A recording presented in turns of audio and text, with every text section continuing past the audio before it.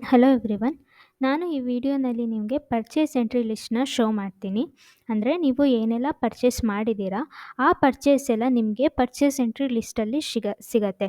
ಅಂದರೆ ನೀವು ಯಾವತ್ತು ತೊಗೊಂಡಿದ್ದೀರಾ, ಏನೇನು ತೊಗೊಂಡಿದ್ದೀರಾ, ಯಾವ ಸಪ್ಲೈಯರಿಂದ ತೊಗೊಂಡಿದ್ದೀರಾ.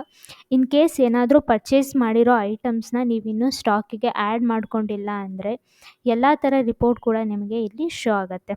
ಫಾರ್ ಎಕ್ಸಾಂಪಲ್ ನೋಡ್ಬೋದು, ಇಲ್ಲಿ ರೆಡ್ ಕಲರಲ್ಲಿ ಏನು ಕಾಣಿಸ್ತಾ ಇದೆ, ಈ ಪ್ರಾಡಕ್ಟ್ ಎಲ್ಲ ನೀವು ಸಪ್ಲೈಯರಿಂದ ತೊಗೊಂಡಿದ್ದೀರಾ, ಬಟ್ ಅದನ್ನು ನೀವಿನ್ನೂ ನಿಮ್ಮ ಸ್ಟಾಕಿಗೆ ಆ್ಯಡ್ ಮಾಡಿಲ್ಲ ಅಂತ. ಹಾಗಾಗಿ ಇಲ್ಲಿ ನೀವು ಸೆಟ್ಟಿಂಗ್ಸ್ ಥರ ಏನು ಐಕಾನ್ ಕಾಣುತ್ತೆ, ಇಲ್ಲಿ ಕ್ಲಿಕ್ ಮಾಡಿ ಆ್ಯಡ್ ಪ್ರಾಡಕ್ಟ್ ಮೇಲೆ ಕ್ಲಿಕ್ ಮಾಡಿ ಸೇಮ್ ಪ್ರೊಸೀಜರ್ ನೀವು ಲಾಸ್ಟ್ ವಿಡಿಯೋ ನೋಡಿದ್ರೆ ಗೊತ್ತಾಗುತ್ತೆ ಸ್ಟಾಕ್ ಎಲ್ಲ ಹೇಗೆ ಆ್ಯಡ್ ಮಾಡಬೇಕು ಅಂತ.